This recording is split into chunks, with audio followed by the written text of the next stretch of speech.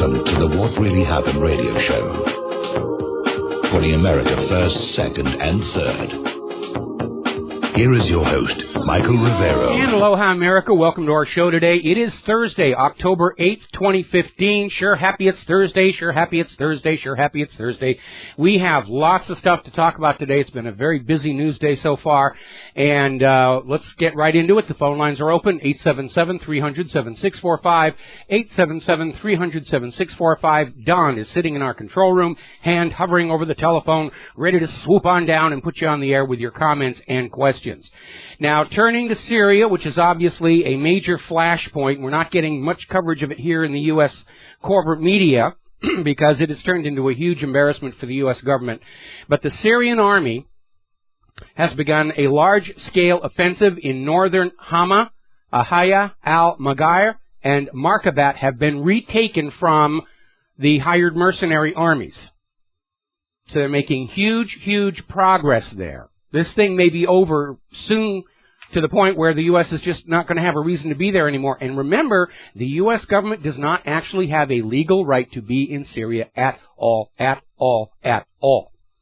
It's a point that we need to keep putting on out there because the corporate media and the politicians are trying to ignore that idea. They're relying on American exceptionalism. We have the right to go on out and do what we wish with the world.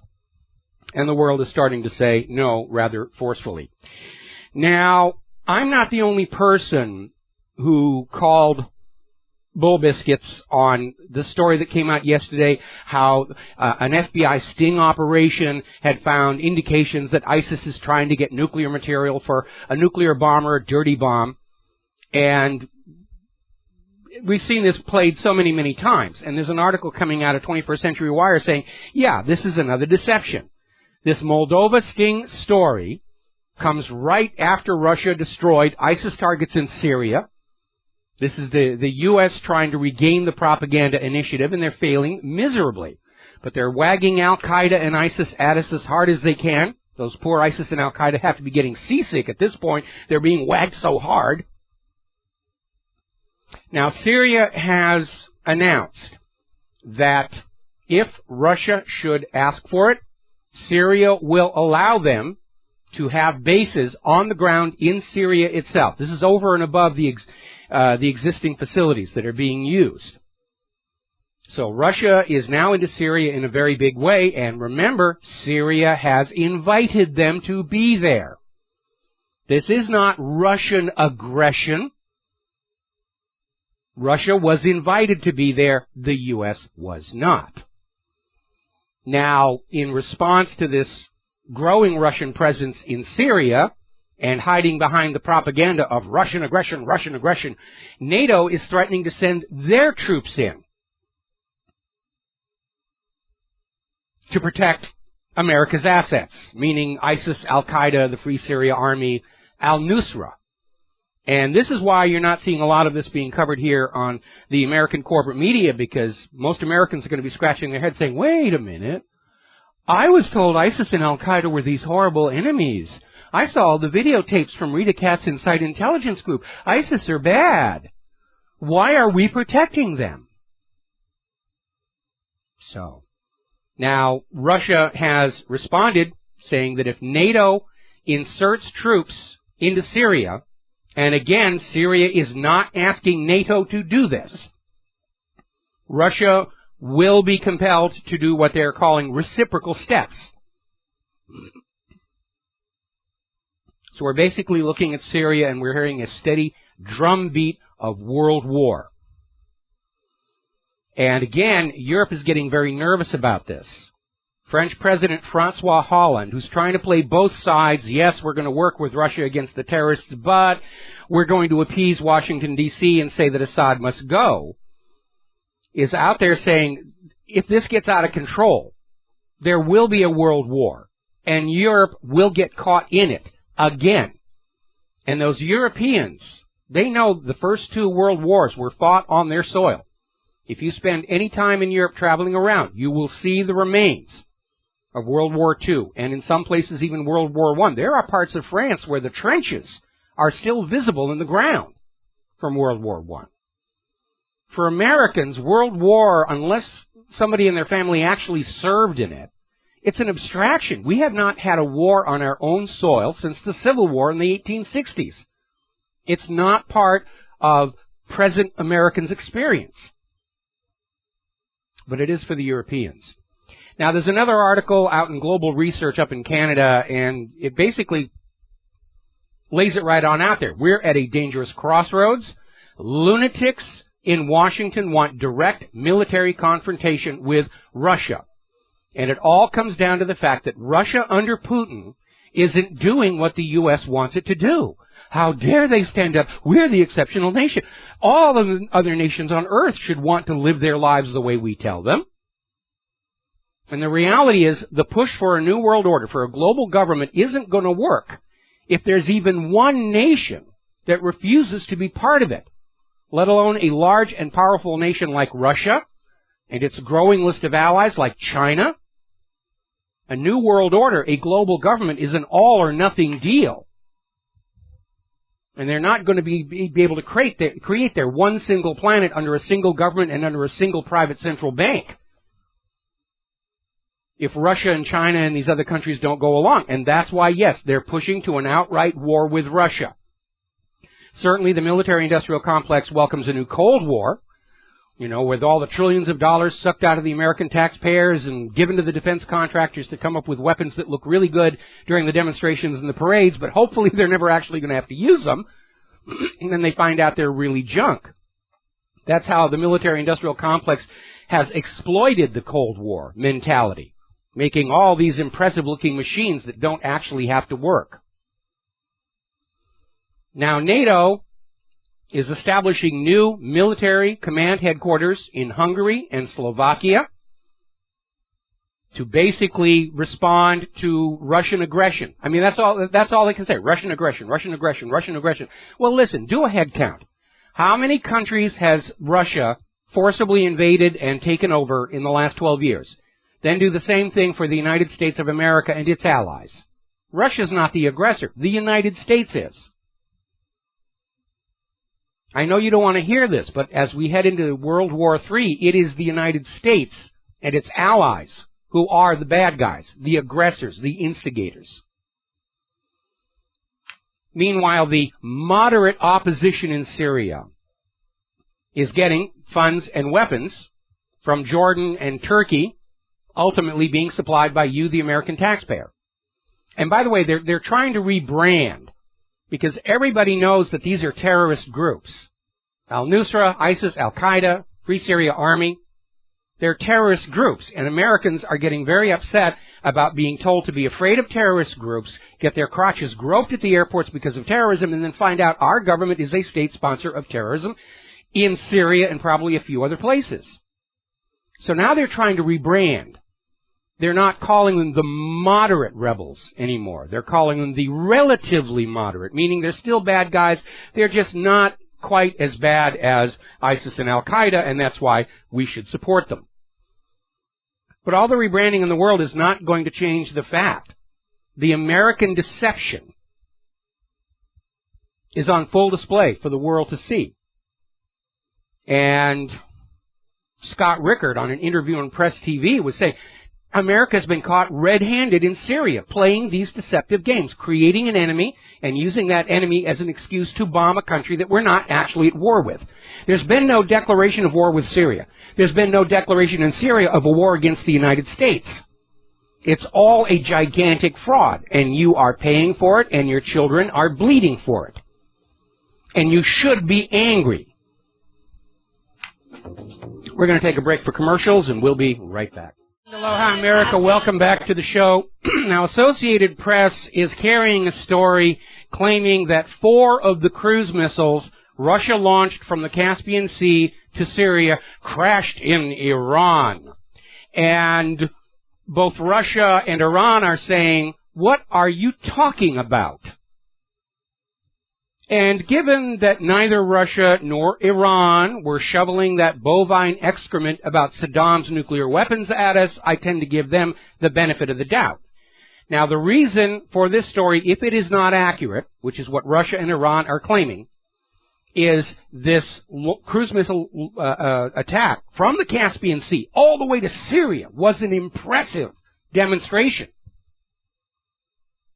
And obviously the U.S. would like to find some way to undercut that. Instead of saying, wow, it was an amazing feat of navigation for an automated missile to make all that way and hit its target, to say, well, some of them made it, but some of them didn't. You want to buy the American-made cruise missiles. And so the bovine excrement is definitely flying thick and fast. But then remember, truth is always the first casualty of any war. All righty then. Now, pardon me. Daniel Patrick Welch was interviewed on Press TV yesterday, basically saying that all of the conflict in Syria is an American project, Western project, right from the start to destroy and take over Muslim countries who just happen to be sitting over oil that the U.S. needs to be traded only for the U.S. dollar. So the cover story, the Maskarova, the propaganda coming out of Washington, D.C. isn't working. There are more indications that this was just a gigantic fraud and a lie. Over at RINF.com, they have an article where the Free Syria Army is now saying they will not join with Bashar al-Assad's forces to fight against ISIS. Quote, that's not the U.S. plan. They basically just admitted the Free Syria Army works for the United States of America. U.S. Defense Secretary Ashton Carter yesterday said there will be no cooperation with the Russians in Syria as long as they target Al-Qaeda. Gee, Mr. Carter, I thought Al-Qaeda were supposed to be the bad guys, right? We're supposed to be so afraid of Al-Qaeda that we'll let the TSA loot our luggage at the airports, grab the crotches of our wives and girlfriends, let the NSA read all of our emails and listen to our phone calls, all because Al-Qaeda was coming to get us. And now the U.S. Defense Department is out there protecting them? Doesn't really make a whole lot of sense, except that Al-Qaeda and ISIS, like Emmanuel Goldstein, is a manufactured enemy to scare you into obedience, to scare you out of your tax money, to scare you into letting your sons and daughters be killed and crippled in what amounts to wars of conquest, wars of aggression. Now, ever since Russia went into Syria, the U.S. position has been that Russia isn't really there to attack ISIS and Al-Qaeda. Russia is there to attack U.S. assets on the ground, meaning Free Syria Army, al-Nusra, and so forth. The Syrian opposition leader is out there saying that, yeah, as far as they can see inside Syria, Russia is attacking terrorist facilities, and only terrorist facilities. The U.S. is they're in a bind. They're in a corner. Putin trapped them with their own propaganda. Remember, 6 months ago, we're not really trying to overthrow Assad. We have to go into Syria because of the war on terror. We've got to attack ISIS and Al-Qaeda. And now here we have Ashton Carter literally saying that as long as Russia is attacking Al-Qaeda in Syria, the U.S. is not going to talk to them. Apparently there's been at least one near miss where U.S. aircraft had to sort of veer off and stay away from the Russian aircraft, because they're not talking to each other. But again, the Russian aircraft have a legal right to be there in Syria. Syria's government asked them to be there. Syria's government has not asked for the United States or NATO to come on in and bomb the place to rubble, and certainly has not asked France to come on in and kick out Bashar al-Assad, who just won re-election with an 88% majority. Now, we're seeing a story coming out of Sputnik News where the U.S. Navy Command in Europe is launching a huge propaganda campaign for the Navy personnel to convince them Russia is coming. Russia is a threat. Russia is building an arc of steel stretching around the entire globe. I guess that's the 21st century version of the Iron Curtain. Remember that bit of propaganda from the 1950s, 1960s? Russia's building an iron curtain around the world. Well, today it's an arc of steel, I presume stainless. And apparently it's not working because rather than becoming enraged and ready to go up against the Russians, the Navy personnel are actually getting a little bit weirded out because they've all heard what happened to the USS Donald Cook in the Black Sea. The Donald Cook got shut down by a single Russian aircraft with Russia's latest electronic warfare suite. The crew on those Aegis ships, the Ticonderogas, the Arleigh Burkes, they have a swagger. They call it Aegis arrogance. Just one of those ships is supposed to be able to deliver enough firepower to protect a carrier battle group or to take out several cities on the ground. And supposedly, the system is designed to track, engage, and destroy up to 90 targets simultaneously, depending upon the particular ship configuration. And the Donald Cook could not even handle a single incoming, unarmed Russian aircraft. So the propaganda is out there. We're now in Cold War version 2.0.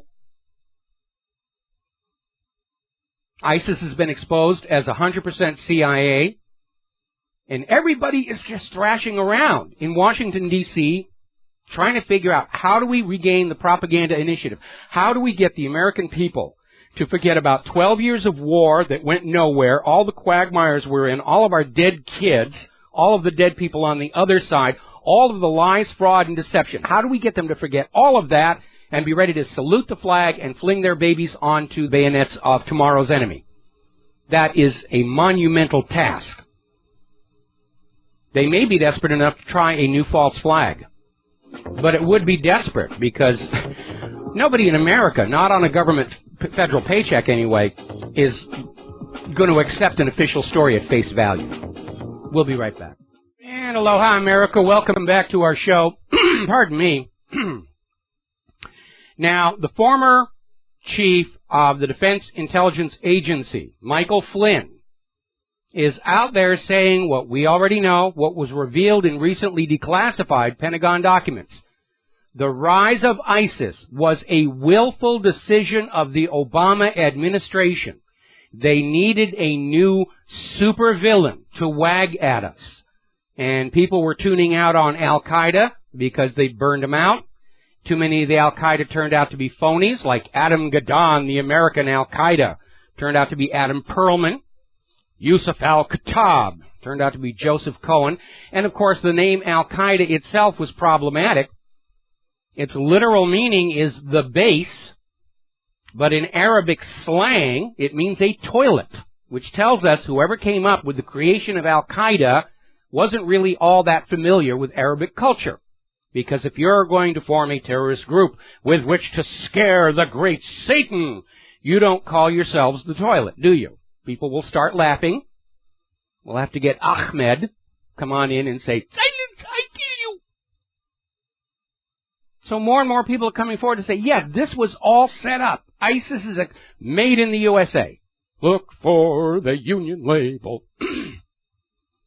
Now, there's an article over in truthout.org that really cuts to the heart of the matter. It's called The Deadly Fraud of American Exceptionalism.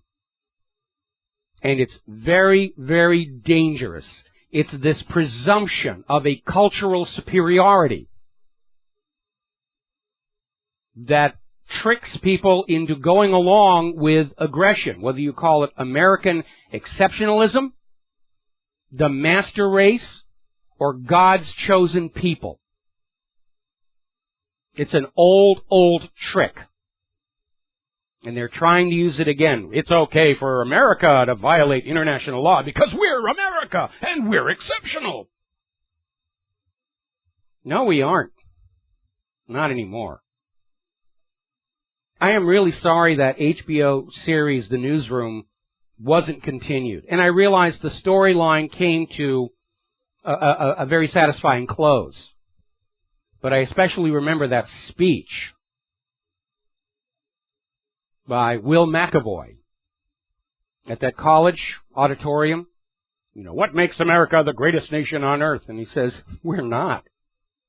And he goes down the list of why we're not. We're not the nation we used to be. Certainly not the nation I spent my childhood in. We've lost our lead in technology. We've lost our manufacturing. We've destroyed our own agriculture. The dollar is a hollow shell. We've lost our manufacturing. And we're losing the Bill of Rights. Because when capitalism fails, it must turn to fascism and dictatorship to prolong its life. Just a little tiny bit. That's what's going on. Now, there's a little bit of good news. We are hearing from the Obama administration that they have decided their response to Putin's provocation. See, there's that loaded word again.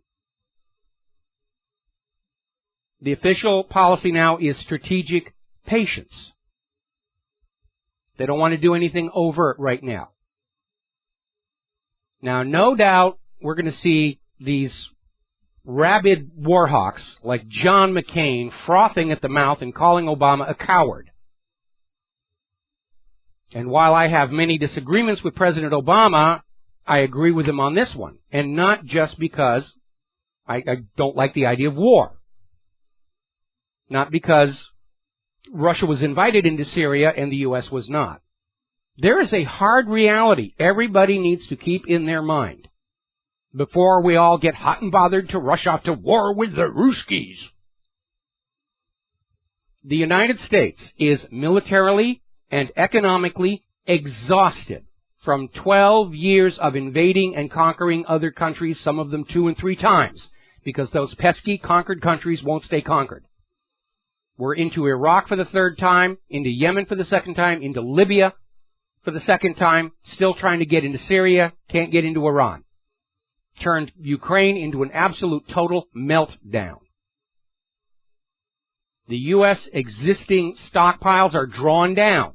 They're running out of stuff.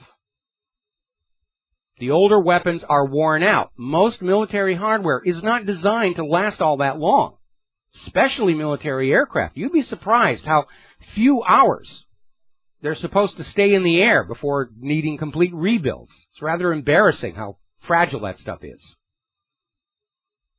The United States' newer weapons are all turning out to be costly pieces of bloated junk that can't do the job they're supposed to do. The Pentagon keeps having to revise downward the requirements for these weapon systems in order to declare the contract satisfied and the paychecks sent to the military-industrial complex. The F-35 is a good example of that. The F-22 still asphyxiating its pilots. The Independence-class littoral combat ships, underarmed, underarmored, electronic systems wide open to jamming, and they knew that even before the incident with the USS Donald Cook. And because of a design flaw, they've already had to pull the lead ship into dry dock to replace huge sections of the hull due to corrosion. Like, one of the naval architects there forgot about what sacrificial zinc anodes are supposed to be for. Now, in contrast, Russia's economy, although battered by U.S. sanctions and oil price war, is strong. Their weapons are in good repair. Their stockpiles full because they have not, in fact, spent the last 12 years invading countries who won't do what Russia wants them to do. Russia makes deals. The U.S. makes war. Russia's newest weapons outperform their U.S. counterparts while costing substantially less. Now, because of those U.S. sanctions, Russia has been reviving its domestic manufacturing. The U.S. has allowed its manufacturing to decline. We're not a manufacturing powerhouse that allowed us to be on the winning side in World War I and World War II. And the U.S. has lost the support of the American people for any more war against anyone, anywhere. Putin has the support of the Russian people and people around the world to halt U.S. aggression. Now, the hard reality is, and I'm hoping this is what's motivating Obama, the United States cannot win a conventional war against Russia, which means if we get sucked into this thing at some point, the United States will resort to its nuclear arsenal. And that is a real possibility because despite all the propaganda about Saddam's nuclear weapons and Iran's nuclear weapons, the only nation on earth to actually use nuclear weapons of mass destruction against the civilians of another country is the United States. We're in very, very serious situation here. Now, Amnesty International has called on the United States to stop giving weapons to Saudi Arabia because of the rapidly accumulating evidence of war crimes using American-made weapons in Yemen. Now, the Houthis on the ground have agreed to a ceasefire. Saudi Arabia has said no. They want to basically punish Yemen and get Yemen to accept their U.S. puppet ruler back into power. Meanwhile, your daily dose of booga booga, the U.S. government is out there ready to defend against a North Korean nuclear threat. Ooh, the North Koreans are coming to get us. No, they aren't. More about this when we come back. Aloha, America. Welcome back to the show. And before we went to the commercial break, I was responding to this story that was over in Reuters. This is coming out of Reuters. Okay? Admiral Bill Gortney, commander of U.S. Northern Command and the North American Aerospace Defense Command, is out there saying the U.S. is ready to defend against a North Korean nuclear attack. Now, remember what I said before. If you're trying to figure out if you're being lied to, look for what should be there and isn't.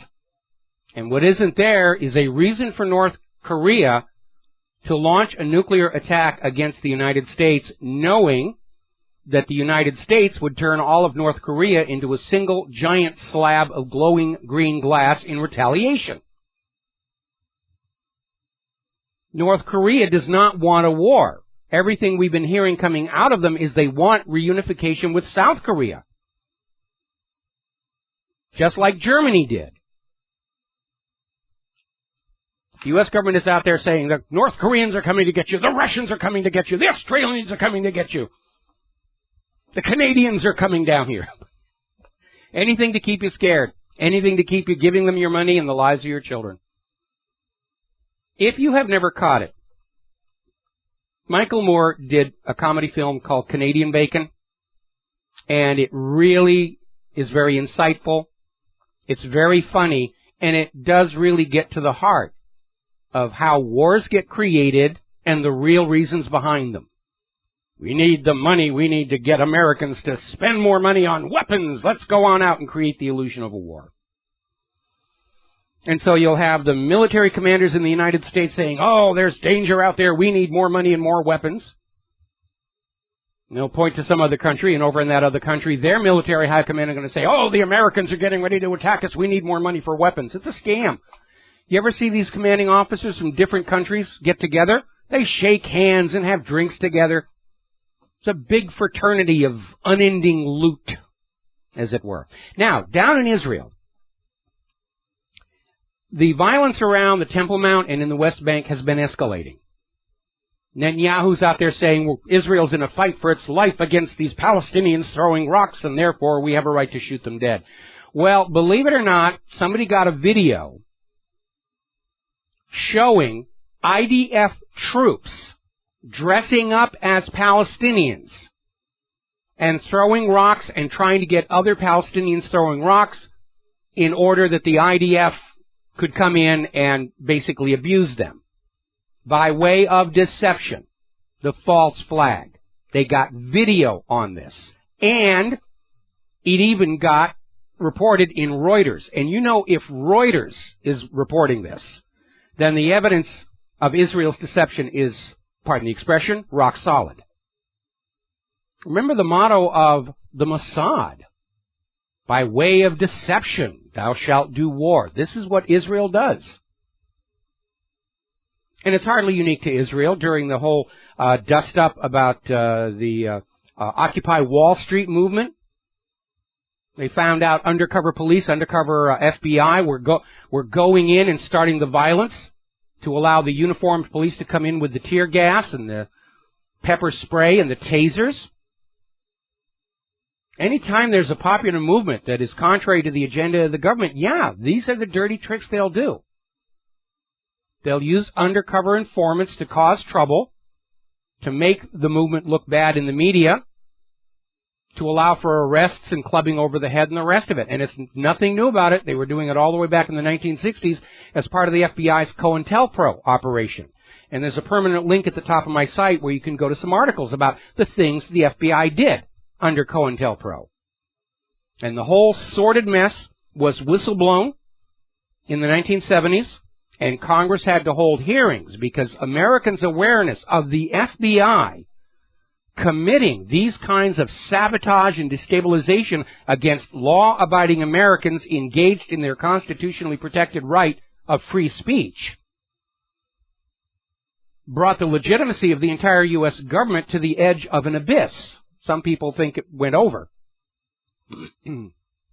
So Congress held hearings and said, we promise we won't do it again. And then during the Clinton administration, all those laws were very quietly rescinded. So the FBI can, once again, go on out and send undercover informants into groups to cause trouble. So remember, if you're organizing some kind of a peace activity group or whatever, and there's this really smelly kid who promises you he can get dynamite if you want to blow up a building, that's your undercover informant.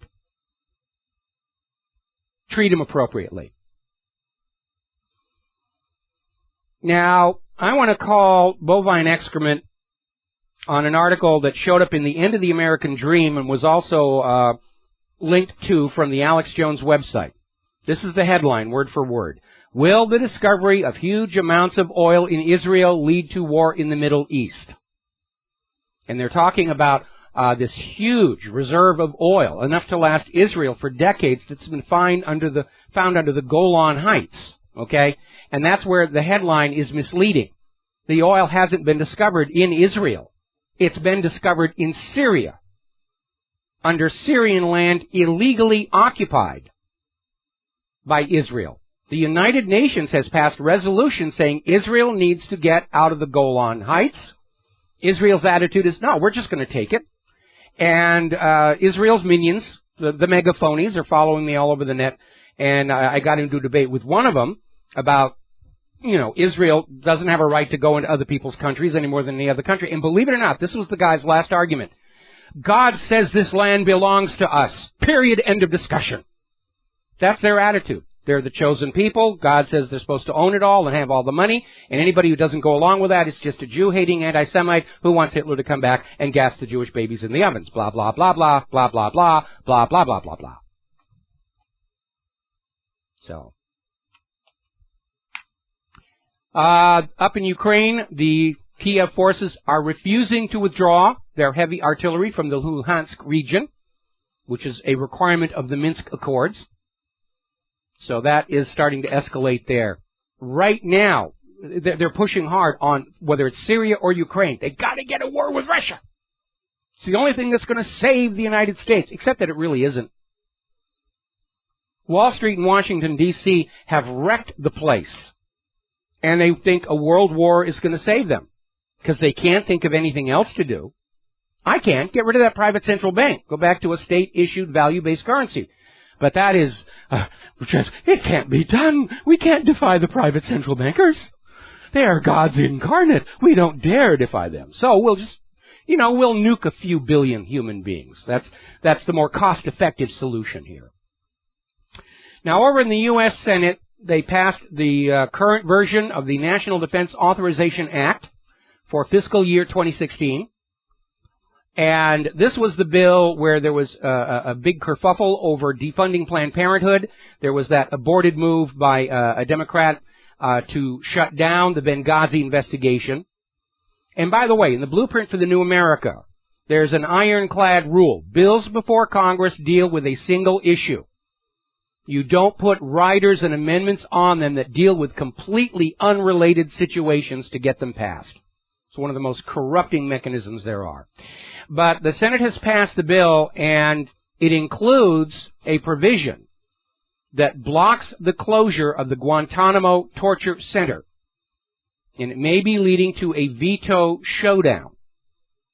Because Obama, who did, after all, promise to close Guantanamo, says he's going to veto the bill. And the Senate may have the votes to override that. And you might be asking, why is the Senate so concerned that they need to keep Guantanamo open?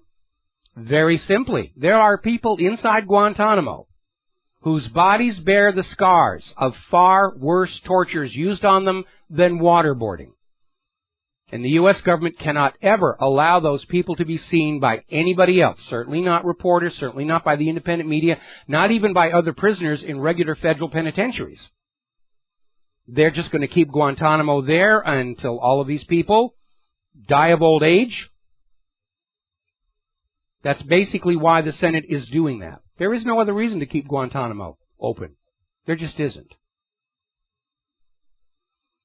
Now, when we come back from this news break, we're going to be talking about the economy. There's some very alarming developments, indications of increasing instability in this giant interlocked network of debts and derivatives. And most of it has been sparked by news coming out of Europe. So we're going to take a break for the news and commercials. We'll be back with hour number 2 and the economy after these few. Hello, hi, America. Welcome back to our show. Hour number 2. The phone lines are open, 877-300-7645. And I want to comment about a story we just heard from the town hall news break, where we had this person with all the ribbons and brass and everything out there saying, aggression unanswered is aggression that will grow. And that's what they're trying to push. Russian aggression, Russian aggression. There is no Russian aggression. The government of Syria asked Russia to come on in and help them deal with a terrorist threat. The Syrian government has not asked for the United States to come in and bomb the place to rubble. It is the United States that is in violation of international law. It is the United States that is in violation of the United Nations Charter. It is the United States that is the aggressor, not just in Syria, but in Iraq, Yemen, Libya, Ukraine. Do they really think we, the American people, are so stupid that we don't see past this obvious bovine excrement? I really get very angry. I'm feeling very insulted that they actually think I'm going to buy this nonsense about Russian aggression. But then they thought we were going to fall for this whole human-caused global warming thing, too. So they have a really low opinion of us, don't they? And I think when they find out how wrong they were about that, how smart and aware and educated and intelligent the American people really are, it may catch them by surprise. They should never confuse silence with consent. That is a fatal mistake dictatorships have made throughout history.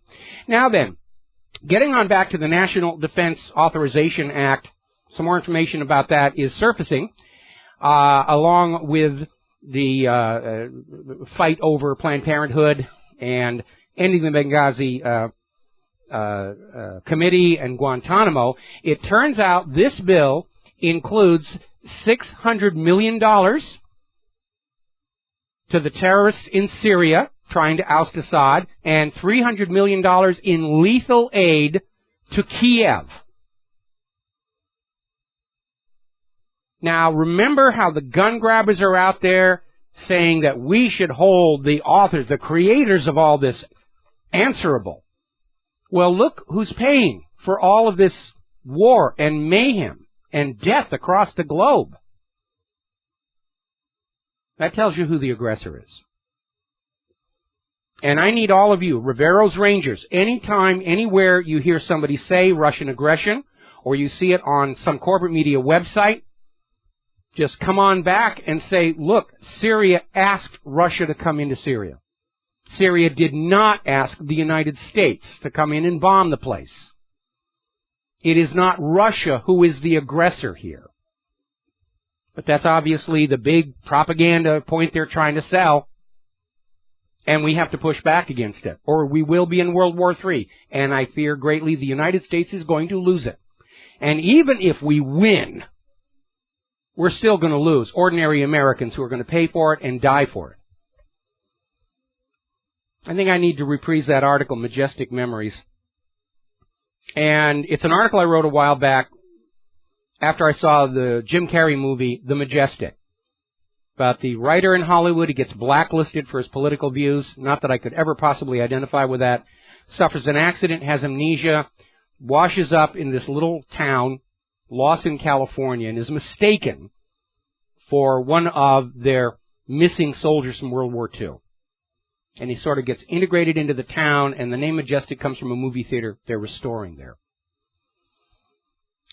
And James Whitmore just did an amazing performance as the father of what he thought was his son. And he's taking him around the town, and he's showing all the war memorials and the special section in the graveyard. And I resonated with that because the town I grew up in farming country, New Hampshire, it was eviscerated in World War II. Didn't matter if the U.S. government said, we are victorious. That town was all but destroyed emotionally, certainly economically. Breadwinners were lost. Only the bankers and the politicians actually feel the victory in war. Ordinary people on both sides suffer. So then. Anyway, getting on back to the news here in the economic news. Yesterday, Deutsche Bank kind of rattled everybody with a pre-announcement that they were looking at a major loss for the last quarter. And we mentioned this just before we ended yesterday's show, and now it's basically, everyone is saying, yeah, they're looking at a 6 billion euro quarterly loss. And this could be Deutsche Bank's biggest quarterly loss in a decade. Now, the real issue here is, apparently Deutsche Bank was partly exposed to this Volkswagen situation. So are a lot of other banks. And because of the loose rules on derivatives, because everybody can buy derivatives against a financial investment, and the derivatives can pile up and dwarf the actual at-risk investment. We're seeing one report where supposedly the total exposure for Deutsche Bank, if it defaults, is $75 trillion US.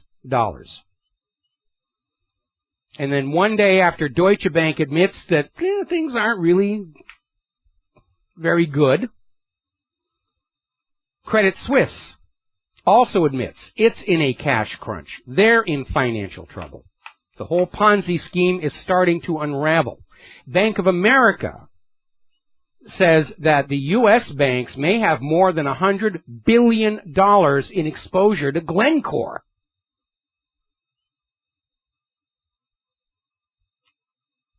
It is a huge mess, and it's a huge mess because Congress took away all the safety precautions that were passed into law following the Depression of the 1930s. One by one, they got whittled away. The last one to go was Glass-Steagall. And sure enough, once the safeguards are off, bankers go back to behaving like bankers, and look at the mess we're in right now. Now, we've been hearing about China dumping U.S. treasuries, and it's being passed off as well. China's in trouble, they need to liquidate. But it's a spreading trend. China, Russia, Norway, Brazil, and Taiwan are all dumping U.S. treasuries at the fastest rate on record. They're bailing on it right now. Now, what happens is, because they can't find anybody else to take the treasuries up, the Federal Reserve just creates money out of thin air to redeem the treasury bonds, all for ink and paper. But they can't keep that up forever either, because sooner or later, the rest of the world is going to say the dollar is just too unreliable. There aren't enough living Americans to ever make good on all of those treasury bonds. There's a huge treasury bond bubble out there that nobody wants to talk about. And that time is coming soon. Now, as of today, China has launched SIPS. This is a parallel system to the American SWIFT, Electronic Funds Transfer Network. And SIPS, of course, is based on the yuan, not the dollar. Now, the U.S. took advantage of global dependency on the SWIFT system to use the threat of cutting them off from SWIFT as a tool of foreign policy. That's not going to work any longer. SWIFT doesn't want to do business with us? Well, we'll throw our dollars in for yuan and go over to the SWIFT system. And that is a very, very telling indicator. All right, we got to take a break for commercials. We'll be right back. Hi, America. Welcome back to the show. We're talking about the economy.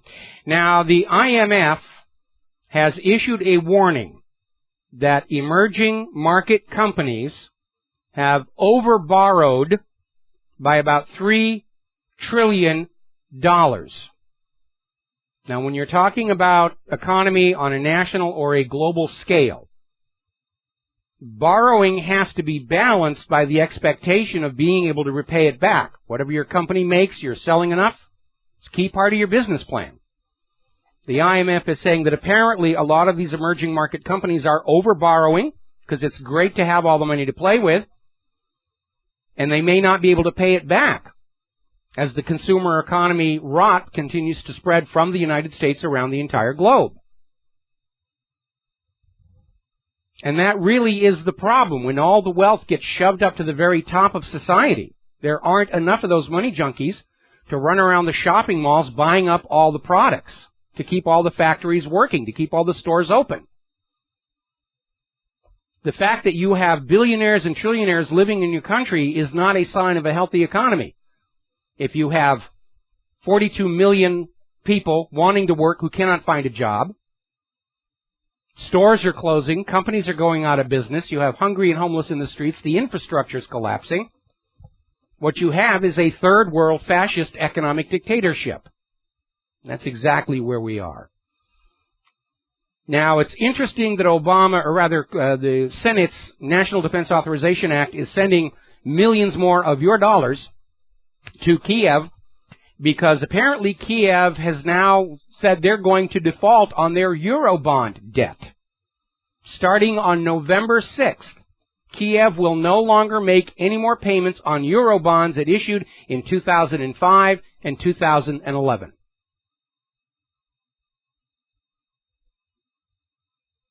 It's all locking up because all economies underneath a private central bank are inherently unstable. Sooner or later it catches up. It has to. Look at history. Every Ponzi scheme eventually collapses. Every pyramid scheme eventually implodes. The larger they are, the longer they can last. If you have a Ponzi scheme bank on a country of 300 million people, they can tool that thing along for 100 years. But it's still going to collapse. Now, as you know, there is a huge upset over the Trans-Pacific Partnership and those bits and pieces of it that have started to leak out. Apparently, over in Europe, there's equal opposition against the Transatlantic Trade and Investment Partnership. And 3 million Europeans have now signed a petition against it to Brussels.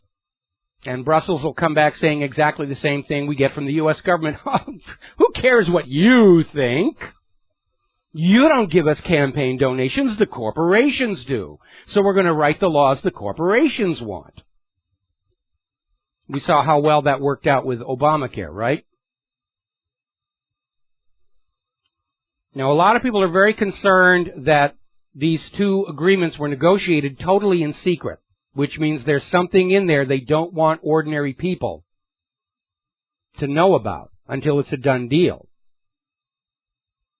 So the idea will be they'll vote this through, it'll be ratified, and then they'll say, oh, under this agreement, we have all agreed that every third Tuesday you're going to get whacked up the side of your head by this thug with a badge on his chest. Or something equally silly. And by the way, you know, that's actually a violation of contract law. To try and get us to agree to an agreement without knowing what's in it, it's just not there. And a lot of people are very upset.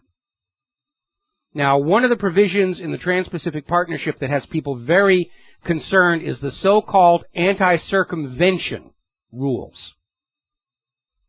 And what this means is that it will be illegal for you to go in and play around with the workings of the products you are buying.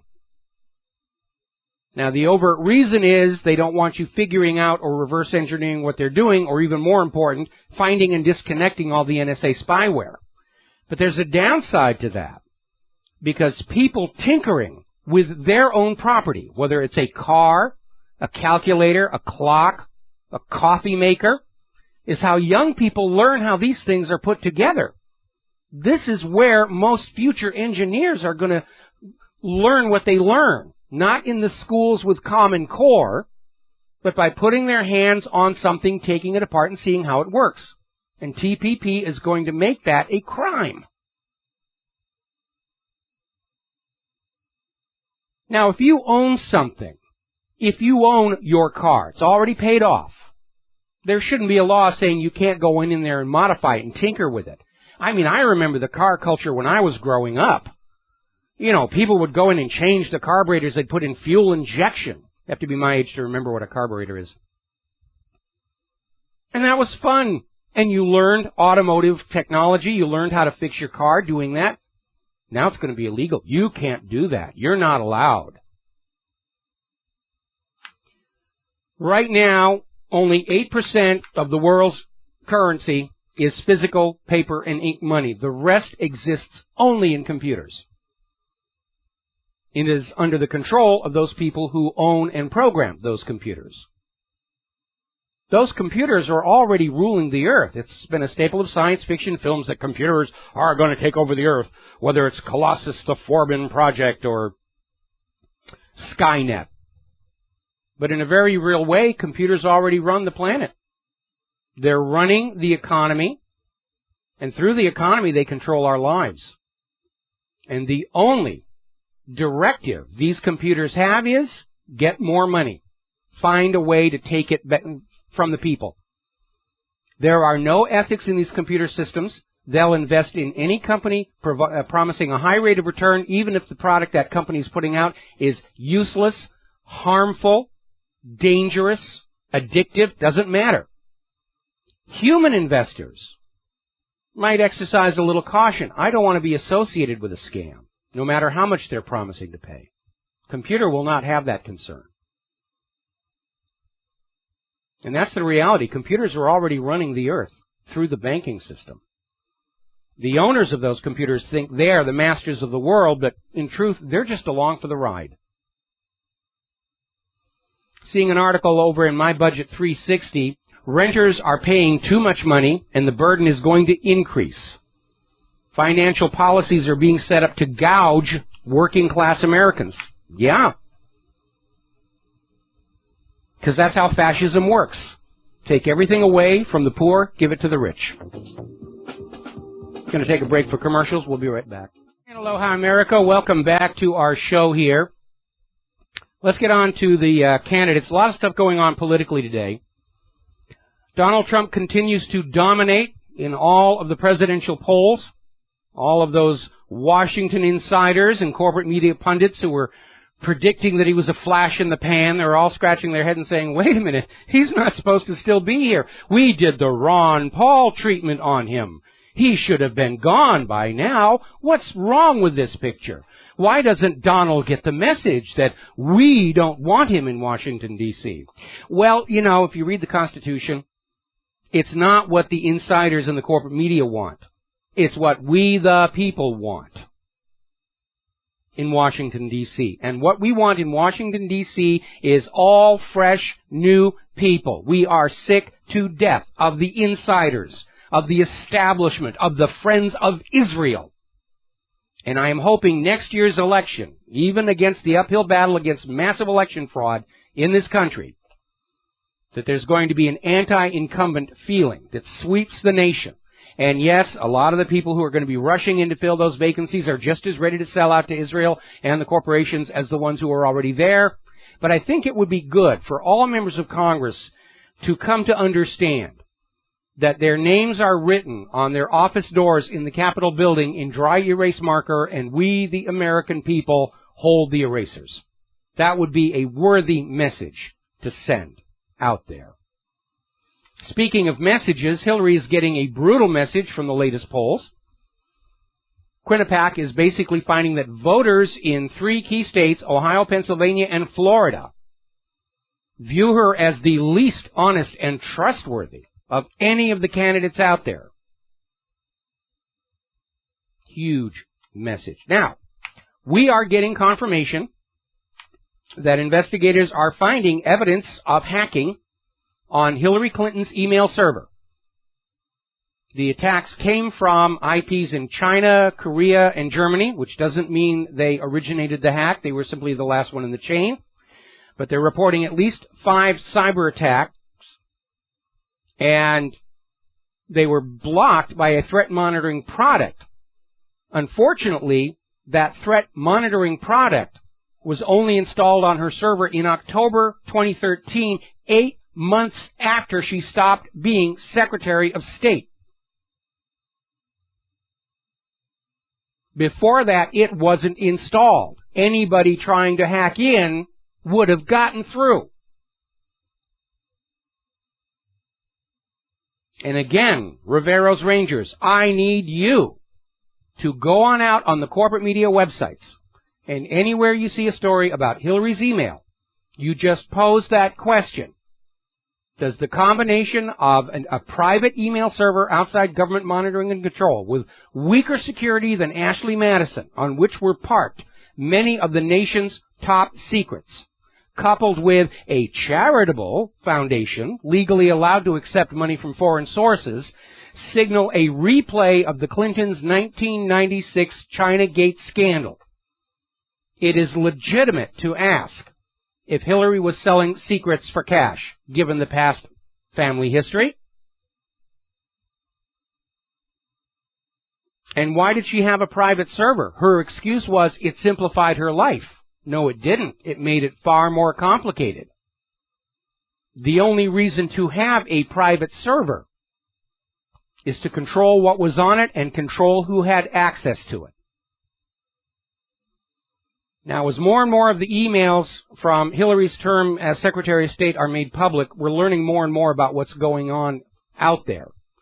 Apparently, new emails show that in March of 2011, during the overthrow of Libya, Muammar Gaddafi's son contacted the U.S. State Department to talk about a peaceful resolution of the crisis. And Hillary Clinton ordered them not to take the call, because Hillary and the U.S. goal in Libya was not peace, but the destruction of Gaddafi's state bank, the destruction of the gold dinar, and for Libya's oil to be sold only for the U.S. dollar. That was the motive. Now, Hillary Clinton, trying desperately to get away from the email scandal, and her plummeting poll numbers, especially on the issue of trustworthiness, is jumping on the gun grabber bandwagon. And she's out there saying, we're going to have more laws on who can manufacture and sell and purchase guns. She wants universal background checks, a ban on all military-style assault weapons. Okay, Hillary Clinton apparently still thinks that criminals are going to obey gun laws, which is kind of weird. They never have. Don't expect them to. And have you noticed the focus is on the military-style assault weapons? Those are rarely used for crimes. Crimes are committed with the disposable Saturday Night Special, the cheap revolvers and cheap automatics that criminals can get on the black market for 20, 30, 40 bucks. And after they commit a crime, they just toss it so they're not caught with it. Go out and buy a new one. The reason they want to ban military-style assault weapons is they're concerned that the American people are getting just a little sick and tired of the behavior of this government, and we are. And Hillary's out there with the same old thing. We can fix it with more laws. Well, the laws haven't worked to date, have they, Hillary? The gun-free zones haven't worked to date, have they, Hillary? The Department of Homeland Security's recommendation to stab the shooter with scissors in the classroom hasn't worked to date, has it, Hillary? And Hillary doesn't want to be talking about prescription psychiatric medication as a triggering cause because she depends on pharmaceutical donations for her campaign. Now, we are hearing that Senate Democrats are getting ready to propose some kind of new gun control legislation, which, like all other gun control, is going to harm and limit law-abiding citizens and not have an effect on the criminals or the crazies. Now, when somebody drugged out of their mind takes their car, drives it up on a sidewalk, runs over a whole bunch of people, they're going to put that driver in jail. They don't turn around and say, all of you law-abiding drivers have to turn in your cars, do they? And yet, that's exactly the rationale for gun control. They want all law-abiding gun hobbyists to surrender their weapons because of the actions of a few individuals of dubious sanity and definite psychiatric medication intoxication. But they're going to try and put a new gun grabber bill in there, and Obama's going to sign it because he's riding high on the Oregon shooting. And not too surprisingly, gun sales and ammo sales are through the roof again. Now, the gun grabbers love to point to Chicago under Mayor Rahm Emanuel as the model for gun control for America. Very strict gun control up there. And somebody in Chicago is shot every 2.8 hours despite all those gun laws. But the gun grabber's attitude seems to be like, okay, it hasn't worked anywhere else we tried it, but this time it'll be different. Trust us. You'll all be happy if you surrender all your guns and only the government is allowed to have guns. I think they tried that in Stalin's Russia, Nazi Germany, and Pol Pot's Cambodia, not to mention Armenia. How did that work out for the ordinary people? I don't seem to recall it worked out very well.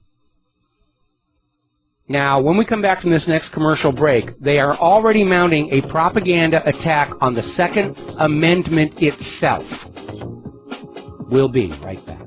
Hi, America. Welcome back to our show. And we're starting to see a bunch of articles talking about the Second Amendment, trying to sell the idea that it's only about a controlled militia, that it really was never intended to allow the people to stand up to the government.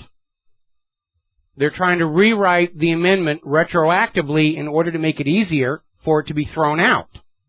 But if you go back and you read the writings of those people who created the Second Amendment, they say flat out, an armed populace exists to hold the government in check. And that's why they're obsessed about these military-style assault rifles.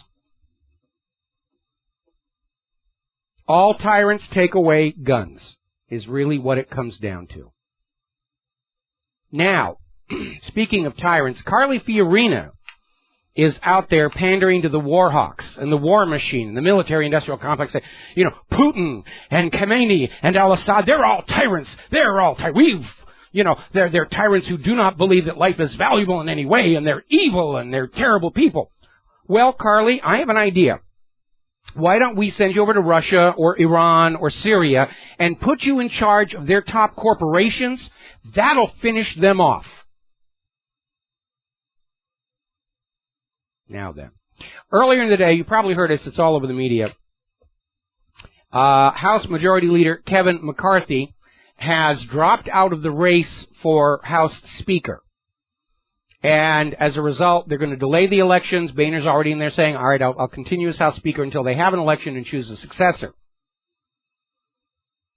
And the word going around the back channels is that this is McCarthy's punishment for his comment about how the Benghazi committee was harming Hillary's poll numbers, which is an objective observation of accurate fact. Now, Hillary's campaign has spun it to say that that's the only reason for the Benghazi committee, to harm her candidacy. Well, there's something that everybody needs to keep in mind here.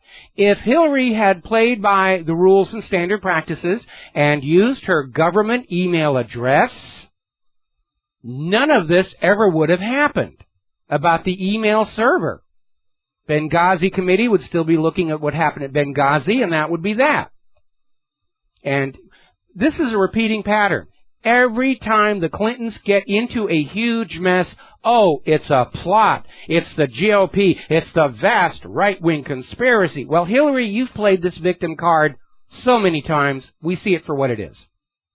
And by the way, I don't think the American people like the idea of somebody who's always going, pity me, pity me, pity me, as commander-in-chief of the U.S. military.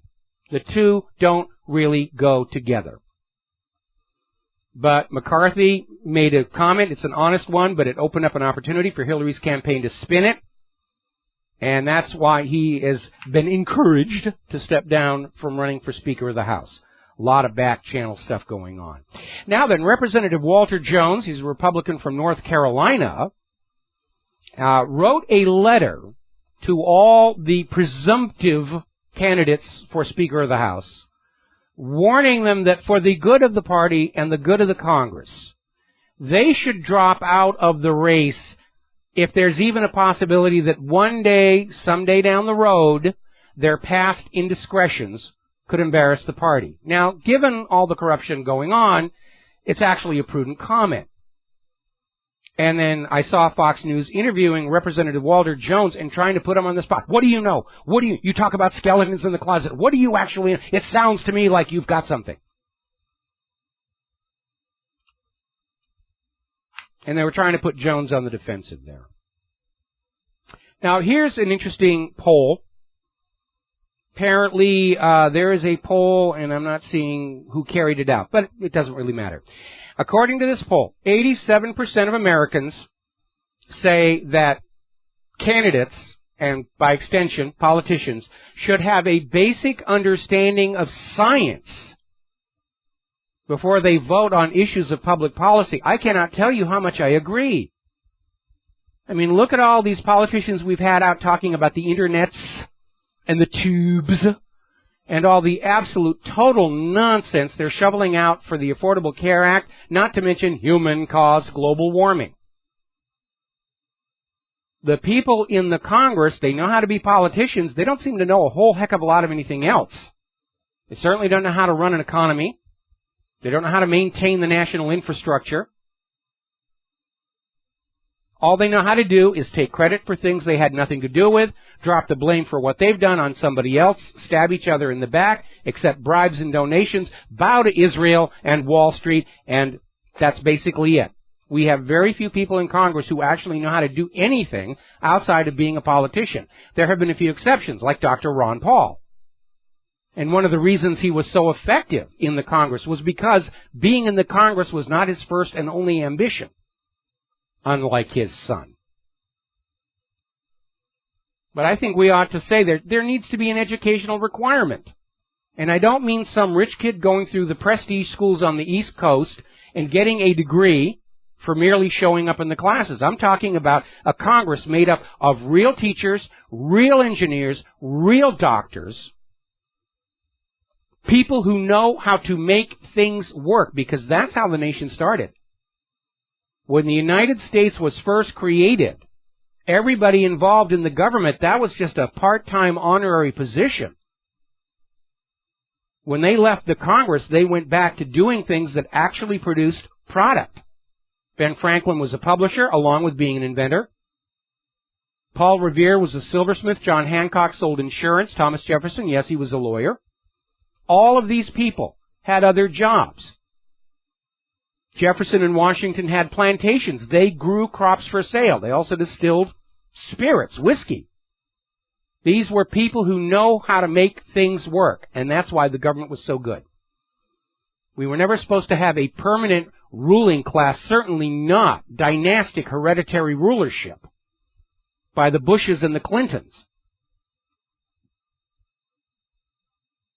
We have fallen so far from the noble ideals this country was founded on. So let's talk about immigration, because that's becoming a big, big stink. The number of sanctuary cities here in the United States has now grown to 340. And as you heard the other day, there's a huge release of prisoners to correct the overcrowding problem in the federal prisons. Now, most of these guys are probably, they were there for drug offenses. They're going to go home and they're going to try and get their lives back together. But we are hearing that illegal immigrants who are known to have criminal records are being unleashed onto the population. 9,295 illegals released from jail. 6,460, they don't know where they are or what they're doing. Now remember, earlier in the week, there was this big stink about a No Borders activist who was raped by Sudanese refugees. And she was told not to report it because it would harm the No Borders agenda. That's what's going on here. This flood of Mexicans and Central Americans into the United States, all of these refugees from the countries the U.S. is attacking, flooding into the United States and Europe, it's all about destroying our sense of a national cultural identity as a necessary step to the New World Order. Angela Merkel came out and basically admitted it. She said, "We are proud of our open borders. There are no borders anymore. Huzzah, huzzah, huzzah." Which is why there's a huge movement in Germany to get her out of office. Anyway. Alrighty, let's see. Interesting little article we're going to close the hour with. Over at Activist Post, they're talking about the return of corporal punishment to public school. And they're not talking about a rap on the knuckle with rulers. They're talking about kids being pepper sprayed and tased for misbehaving. And there was just this story on Fox News where there are more and more rules about school recess. You can't sing London Bridge is Falling Down because it celebrates the destruction of a public building. Actually, no, it doesn't. When that song became popular, London Bridge was sinking because the foundations were built wrong. But they're starting to come, you can't play this game because it offends these people. You can't play that game because it offends those people. It's amazing what they're doing to our kids. We'll be right back. Aloha, America. Welcome back to our show, hour number 3. The phone lines are open, 877-300-7645. We actually have a caller here, Clinton, Las Vegas. Aloha, thank you for waiting through the news, and what's on your mind? Yeah, Mike, I was just wanting to make an observation. I think that the October 26th hearing with Hillary, I imagine if it's going to be telecasted live on C-SPAN, might be one of the most watched things since the Anita Hill thing. I don't see, it seems like something's got to happen because Trey Gowdy's a pretty intelligent prosecutor, and there's just so much, Hillary can't go in like this, and, well, that's why they were trying to literally get a rider put on the National Defense Authorization Act to shut the whole committee down. You know, between now and the 26th, Hillary's going to do whatever she thinks she can to try and shut the committee down. She's got all these people out there saying this is just another political witch hunt, which I guess admits that Hillary is a witch, and, you know, the vast right-wing conspiracy and all the same stuff that they throw out anytime the Clintons have gotten caught in their scandals going back 20-plus years. It's always the same story. Oh, it's my enemies are out for me, and she plays the victim card. Yeah, but, you know, it's not the 90s anymore. We have a history of Clinton, so the dirty tricks don't work no more, and the audience is a lot bigger. And it's us blogs that are driving the issues now. Absolutely. And, I think we're seeing this more into the foundation. The news is talking about Sidney Blumenthal, his business ties with the Libya invasion, and how he could personally benefit through his business ties. I'm seeing stories surface like that, and emails, classified emails being sent to the foundation. So I think the story is starting to more into what you and I think about this whole thing, that it was an espionage operation. Well, I just don't see how she can go to this committee. She's going to have a brain tumor or something. Well, you know, she's being advised to get a good criminal defense lawyer, and we'll see who's sitting with her at that table at the hearing. But again, we need to remember the way the government has operated in the past. If there's a really big scandal that threatens the credibility and legitimacy of the entire government, there'll be a distraction. And I look back at the original Whitewater investigation under Kenneth Starr. where we knew the real scandal was government-sanctioned drug running, Iran-Contra, the gun running operation that was going on, money laundering, and all of that. And Kenneth Starr got everybody looking over at Monica Lewinsky in the stained blue dress. And if we are accurate in our analysis that Hillary was once again selling secrets for donations, that is probably something the federal government is not going to want to come out. And we're going to have to force the issue. All the Rivero's Rangers are going to have to say, this is what we need to do. We need to push this out here. And we can do it, because if you remember when the Downing Street memo first surfaced in the wake of the invasion of Iraq, the corporate media refused to talk about it for an entire month while it was headline news all over the independent media. And finally the corporate media had to acknowledge it, because too many people were calling up and saying, look, this is all over the independent media. Why are you guys not talking about it? So if we make enough noise about that question, somebody's going to have to deal with it. Right. Do you still have your little lie detector thing? Yeah, I do. I do here. I got it from the Sharper Image, and it works really, really well. And yes, I will have it on Hillary during her testimony. Yeah. Another thing we drove the issue is a year ago we were talking about how these Toyota trucks were made in Texas, and they looked like they were refitted for special forces. And now finally the mainstream media is coming out, and boy, we wonder where we got all these trucks. Yeah, how did ISIS get all these Toyota trucks? Isn't it weird? And of course the U.S. government is saying, oh, they stole them. They stole them. ISIS came over to Texas. They stole all those trucks and shipped them back. And again, the whole falsity of the official narrative of Syria, that the U.S. was in there against ISIS and Al-Qaeda, has been laid bare. Putin trapped them with their own propaganda, and we're seeing it all over the European media, all over the Asian media, still not really getting coverage here in the U.S., about how, yeah, the U.S. created and fanned up and funded and trained ISIS and Al-Qaeda to be their proxies in reshaping the Middle East to fit U.S. interests. And Putin called them on it, and now they're stuck. They've lost the propaganda initiative. They've lost the military initiative. And if they can't get into Syria, there's no way they're going to get into Iran, and the whole plan is going to collapse. Yeah. One last question. Sure. I don't think she will, but do you think Hillary can make it to election day, or do you think she's going to have to cut a deal? She's going to have to give up the presidency. She won't be able to make it. The way her poll numbers are going, only incredibly massive election fraud is going to get her anywhere during the campaign season. At this point, the Democrats are desperate for Biden to come in and save them. My worst fear, of course, is that Hillary will turn around and be Biden's vice presidential candidate, at which point Trump will probably pick Carly Fiorina as his vice presidential candidate. But if Biden were to actually tap Hillary as his VP, he might as well draw a bullseye on his forehead, because that is how badly Hillary wants that White House. Yeah.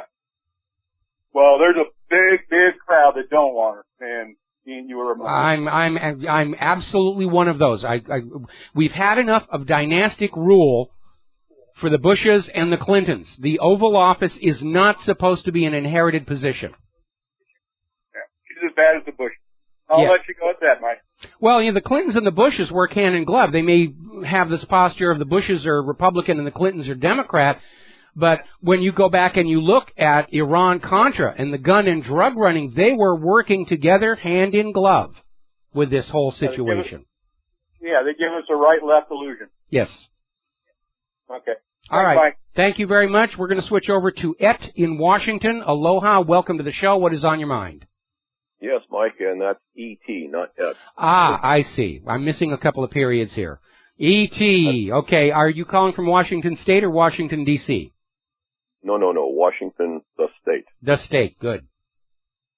Now, this is real short and sweet. You often go off in a jag, just as I do and everyone else, about the nature of our government. Yes. And why, how certain people seem to get into office, and once they do, you can never get them out. You can't extricate them no matter how much you try.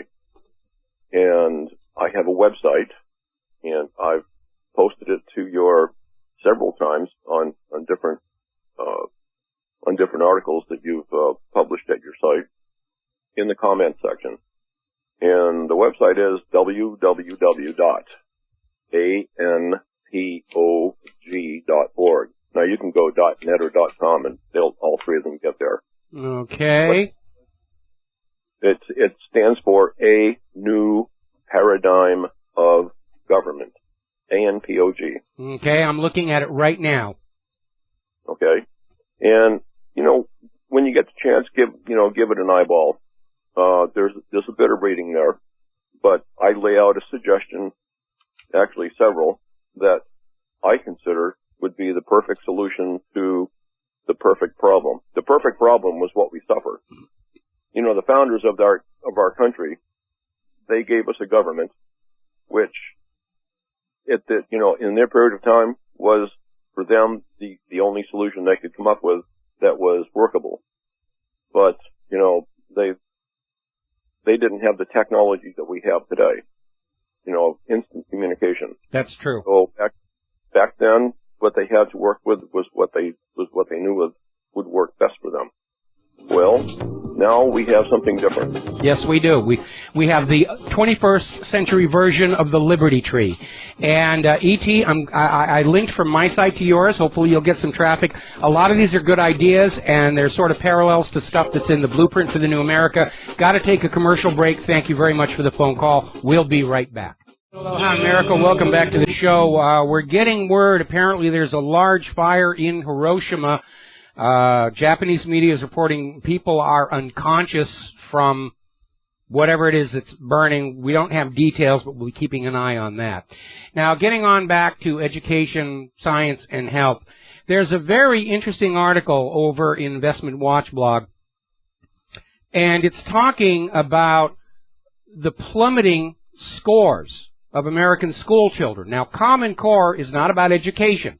It's just rote training to pass these mandated standardized tests.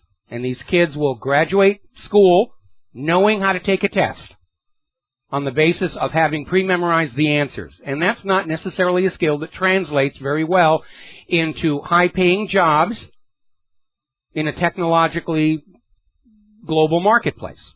It's just the way it is. These kids are not being taught how to think, how to analyze, how to solve problems, just how to memorize and repeat when asked. They're not being educated, they're being indoctrinated. They're being taught to believe in the glorious, wonderful government. That's a hard sell when you consider those Michelle Obama lunches. To believe in human-caused global warming. To believe the Confederate flag is bad. In fact, to believe that anything that's offensive to anybody anywhere on the planet has to be banned. Now, this article that I'm looking at is saying that the decline in academic achievement in American students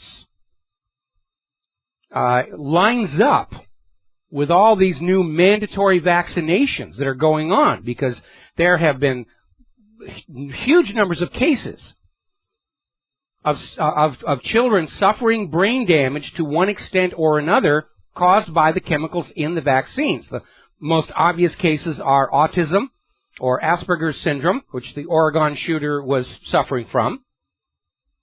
And these don't show up in populations that are not vaccinated, like the Amish. And basically saying, the article is out there saying that California high school students have been so damaged by vaccines, they can't pass rudimentary exit exam. But that's okay, they're going to give the failing students diplomas anyway. You don't need to have an education. You have the diploma. Right out of the Wizard of Oz. You don't need to know anything. As long as you've got that paper on the wall and the goal things, people will believe you know what you're talking about. Another article coming out of Investment Watch blog, all psychiatric medications cause brain damage to some extent, even if you've been assured it doesn't. I remember about a year ago, there was this tragic story about a woman in Great Britain. Young woman, perfectly fine, and her doctor puts her on antidepressants for whatever reason. She said, okay, I'll take them. She had an adverse reaction, so the doctors gave her some other psychiatric medication made her worse. And it was this cascade which wound up with this woman being permanently confined to a mental institution. And she had been perfectly okay before that first pill. All right, let's talk about computers now. Edward Snowden is making noises about possibly coming back to the United States of America. He misses his home country, maybe looking at jail time. He's absolutely convinced the U.S. government isn't going to torture him. Edward, you can't possibly be that naive. And Snowden is reminding everybody that the government can access everything on your cell phone even if it's turned off. And even more, they can turn on that microphone for the speaker mode. That's the reason all cell phones have a speakerphone mode. It's not for your convenience. It's to justify having a microphone sensitive enough to hear the entire room. They can turn on the camera, just like they can turn on the webcam on your computer. Watch your kids walking around naked. And then they wonder why so many other countries don't want to buy U.S. computer products anymore. Now, Wikipedia founder Jimmy Wales is out there responding to this latest push that we're getting from, like, the head of the FBI. They want to ban all encryption. And I saw the Comey on Fox News earlier today say, there are domestic terrorists using encryption. We must ban that. Which makes about as much sense as banning guns. Because if you ban encryption, the law-abiding Americans will be sending everything in clear text, and the criminals will still be encrypted. The terrorists will still be encrypted. We proved with our NSA challenges, 6 of them over the course of a year, creating a new method of encryption the NSA cannot break is very, very easy. But they're not going after the terrorists. Actually, we're learning now the U.S. government has been giving weapons and money to the terrorists. They want to spy on you in complete violation of the Fourth Amendment because they're worried you're thinking those double plus ungood thoughts about the behavior and actions of the United States federal government. And they want to steal your business secrets, and they've been caught doing that. Big stink at the Seattle Apex some years ago. U.S. government agents being paid by U.S. taxpayer dollars were breaking into the computers of conference attendees and stealing business secrets for President Bill Clinton's cronies. It's got nothing to do with law enforcement, nothing to do with the war on terror.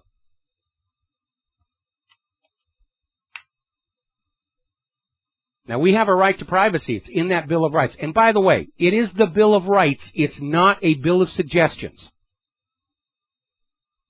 And any government that doesn't want to play by the Constitution and that Bill of Rights, they're not legitimate. Because that Constitution, that's the original contract with America. Any government of the United States, to be legal and legitimate, must play by those rules. And if they don't want to, they should find some other line of work.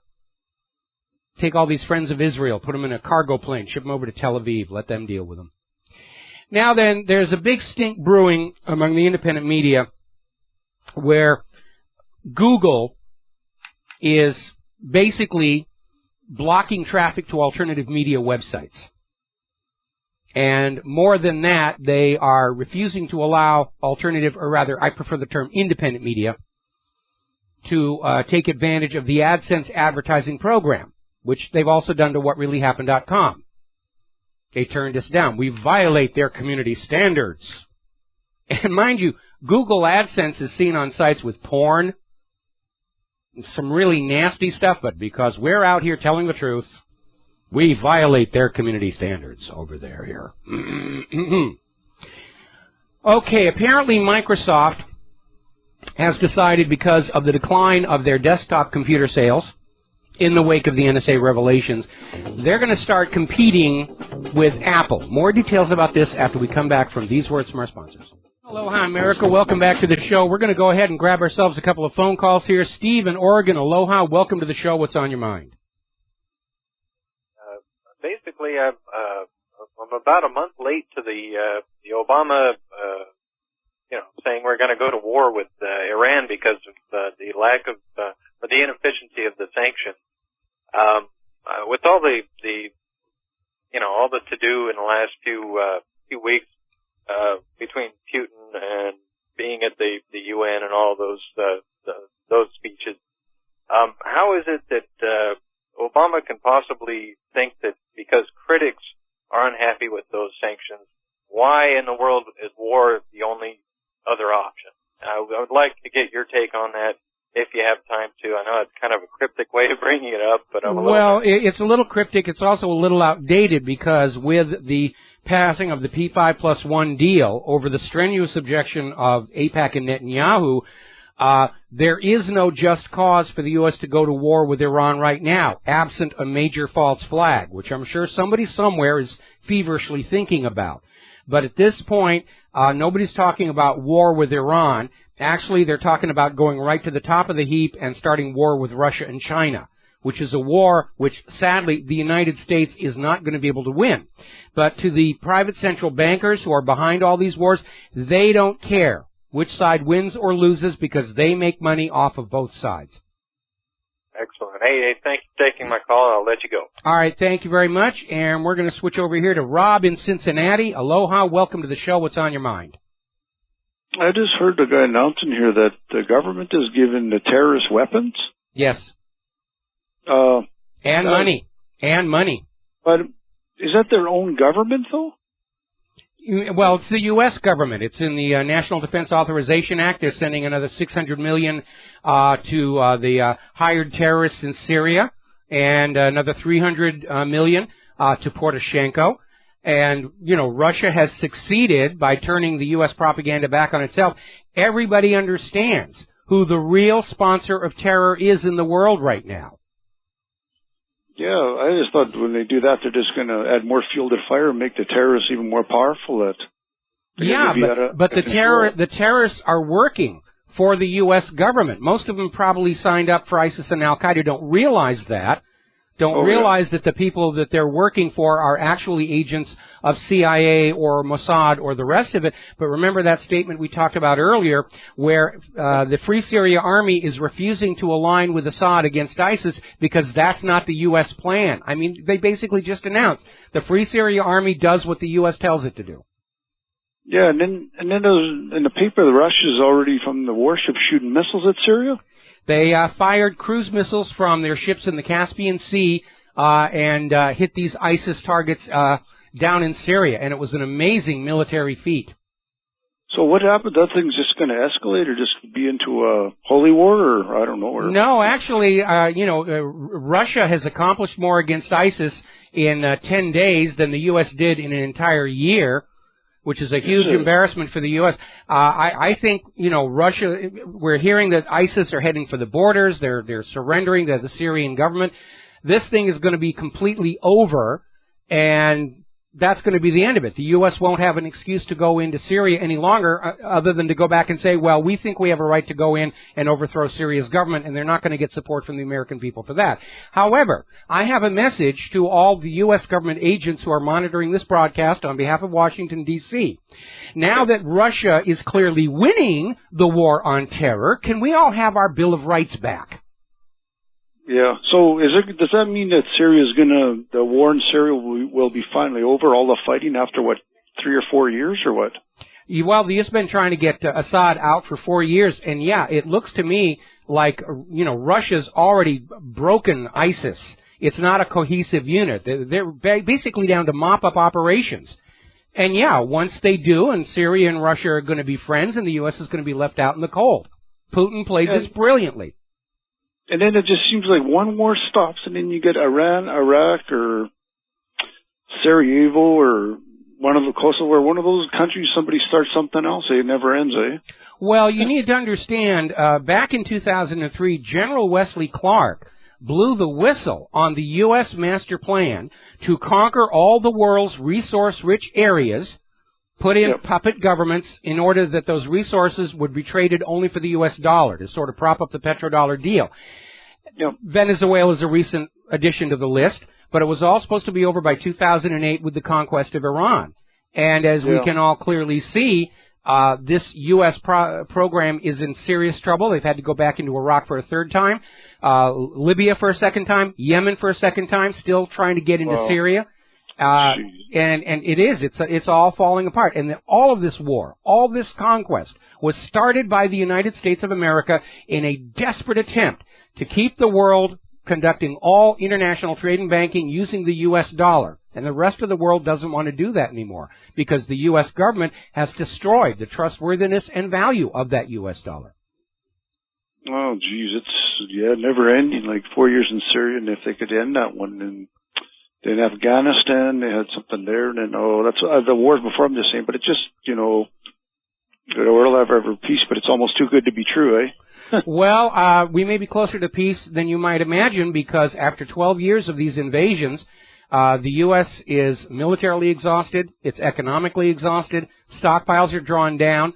They're running out of everything. They do not have the support of the American people. World opinion is turning against the U.S. government because everybody knows that all of this stuff, Al-Qaeda, ISIS, all of it, was created by the U.S. as an excuse to try and conquer the world. The war on terror is a complete, utter fraud to cover U.S. wars of conquest, regime change, and aggression. Oh, God, okay, I should make you know a lot about more than me. Yeah, there's always these other countries are all just, like, they're just all, I don't know, these other Middle East countries are all crazy, like. No. What's going on, Rob, is the U.S. sends operatives into these countries to destabilize them and overthrow them. They even admit to some of the times they've done it. The CIA did it in Iran in 1953. They did it in Chile in 1973. All of these, overthrows and everything are engineered by U.S. intelligence agencies, and now the entire world knows that's what's been shaping history since the end of World War II. Okay, good. Well, thanks for help. That's a lot of information. That's good, though. I just wanted to know because one war starts, another one goes, another one starts, another one goes. Well, the U.S. is busy. They got a lot of people to conquer to maintain that dollar hegemony. Anyway, listen, Rob, I need to let you go. I'm going to try and get Frank in London in here before the commercial break. Frank, what's on your mind? Oh, hi, Mike. What's on my mind? We can now see the candid exposure of the American foreign policy and its allies, of course, in Syria. It's been exposed by Russia. And I'm wondering now if we can get people like John the authentically insane McCain arrested for war crimes. Because these guys have been supported, these so-called moderates, who we know are not moderates. These guys are criminals. I agree, and I would dearly love in a just world to see all of them in front of a war crimes tribunal at The Hague. At this point, however, I would just be satisfied if they would just go away, take their ill-gotten gains, and offend no more. I'm more concerned with building a new nation on the ruins of the ones they destroyed than I am with revenge. Revenge is a very expensive luxury. On the other hand, we should not ignore its value as a deterrent to future politicians. Correct. Okay? Yeah. All right. Thank you very much. We're going to let you go. We're coming up on our last commercial break of the day, followed by our last segment of the day. We got a little more to talk about computers and security issues like that. So we'll be right back with the last segment of our program. Hello, hi America. Welcome back to our program. Last segment of today's show on this Thursday. Now, over at Microsoft, they're dealing with the reality that people just are not buying the desktop computers Microsoft's software is coming on. So Microsoft is basically going after Apple's market with new, smaller, portable devices. And remember, the goal of all of this is to drag the world back to the computing model of the 1960s and 70s, where all the software and data is on large, giant, corporate-owned, government-monitored mainframes, and your personal computing devices are merely terminals into their services, which are billed to you on a monthly basis. Now, so Microsoft is getting ready to launch competitors to the iPhone and the iPad. And my first question is, can I buy one without the NSA spyware pre-installed? And if not, then forget it. I'm not interested, and neither is much of the rest of the world. Now, over at Cisco, they've scored a major victory They have been able to identify and shut down a ransomware operation that apparently was making $30 million a year off of unsuspecting people browsing the internet. And apparently the malware was very sophisticated and was able to get onto people's computers merely posting on infected websites. And here is my question. Isn't this what NSA is supposed to be doing? Protecting the security of our IT networks? And if Cisco can do it, the NSA should be able to do it, but they're not. Now, I will have to give Ted Cruz credit, because apparently he took Sierra Club President Aaron Mayer to task on the subject of climate change, and basically said, what about all the data that we have from the last 18 years showing there has been no global warming? And all Mayer could do was go back to this claim that 97% of scientists say the Earth is cooking, and the science is settled, and it's no longer up for debate.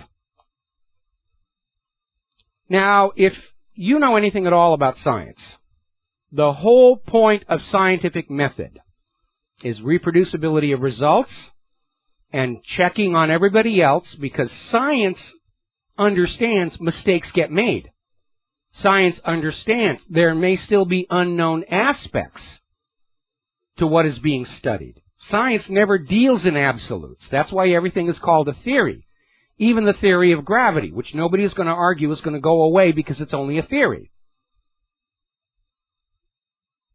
But when all these global warming people come out and say the science is settled, it's no longer open for debate, that's the kind of absolute dogma that you associate with religious fanatics. And Ted Cruz was right to call him on it. And by the way, for those of you keeping track of the ice-free Arctic that Al Gore promised us last summer, actually 2 summers ago now, the Northwest Passage is now closed by ice until further notice. Now, apparently the United States Supreme Court has refused to hear a case challenging the state of New York's public school vaccination requirement, which says all of the kids will be shot full of all of these medicines and the parents will be forced to pay before they can go to public school. And it was charged that this violates the children's constitutional rights, and the Supreme Court refused to hear it, letting stand the New York Supreme Court ruling saying, no, the government has a right to force medications on you without your permission, even in the face of growing evidence that these chemicals are causing serious harm, more harm than good. In many cases, these vaccines are causing epidemics of the disease they're supposed to be protecting people from. And it's all about the money. It's all about the money. Now, big stink coming out of 6abc.com. Over in Mercer County, New Jersey, 60 people have been notified that they are now eligible for free HIV testing because the State Department of Health discovered a nurse who was giving out the flu shots using the same syringe for every patient. Now, she did change the needle, but that's not good enough. And if any blood from one patient gets up into that syringe, it's passed on to the next patient. Well, we're saving money. You know, those syringes, they cost money. They're about 85, 90 cents each. We can't just throw them away. Meanwhile, over in California, the effort to recall Senator Pan, who was a champion of mandatory vaccinations, is underway. And they're going to try and start pulling these people out here.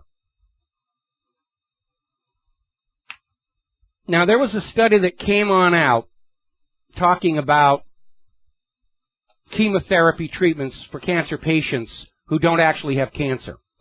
And I think it was about a month and a half, 2 months ago, there was a big stink over this oncologist who'd made a huge amount of money telling perfectly healthy people they had cancer to sell them chemotherapy and radiation treatments. And he made huge amounts of money, and they threw him in jail, as well he should. A follow-up investigation has shown that this was not a unique case. It actually happens quite often.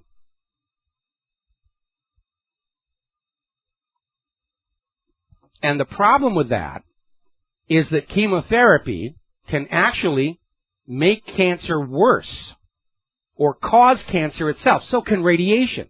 So here we have a medical industrial complex where doctors are telling perfectly healthy people, we think you have cancer, and we're going to treat you for it. Hugely expensive. And then the patient actually comes down with cancer. Oh, see, we were right. We have to sell you more chemo and more radiation. And it's all about the money. Now, the medical industrial complex admits 25% of all cancers go away all by themselves. The policy is we can't figure out which 25% that's going to be, so we will treat everybody with cancer. Even the ones that would spontaneously be free of it, we're going to give them chemotherapy and radiation that might make the cancer come back even worse. It's all driven by the money. Now, there is a big stink going on here over in this Akron, Ohio Children's Hospital, where this Sarah Hirschberger was diagnosed with non-Hodgkin's lymphoma. They took her in for treatment. They signed the consent form without realizing that their daughter was going to be used in a new chemotherapy drug human phase trial. And there's a big stink about that as well. And by the way, I had somebody who chastised me for talking about the Nuremberg Code and mandatory vaccinations, saying that the Nuremberg Code only covers medical experimentation. Well, isn't it all experimental? They test these out on the population. That's why we're always seeing these adverse reactions show up after they've gone into distribution.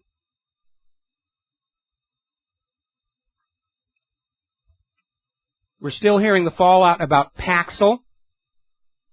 It's unsafe and ineffective for teens, and they're finally admitting that, yeah, actually, teenagers on Paxil have a higher incidence of suicide than teenagers not on it.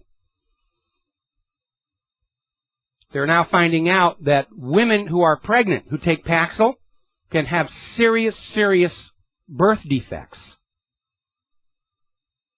And whatever happened to, first of all, do no harm? This drive for money has destroyed what was best in the American character. We need to rebalance between getting rich and being of value to our society. We need to go back to that balance point. There's the music. Time for me to get out of here, get something useful done with the rest of the day. We'll be back tomorrow, Friday, here on the Genesis Communication Network. Until then, stay safe, stay informed, stay skeptical. Rivero's Rangers, everywhere you see stories about Hillary's email, ask the question, was she using her weak server and foundation to sell secrets for donations? We'll be back tomorrow. Aloha, America.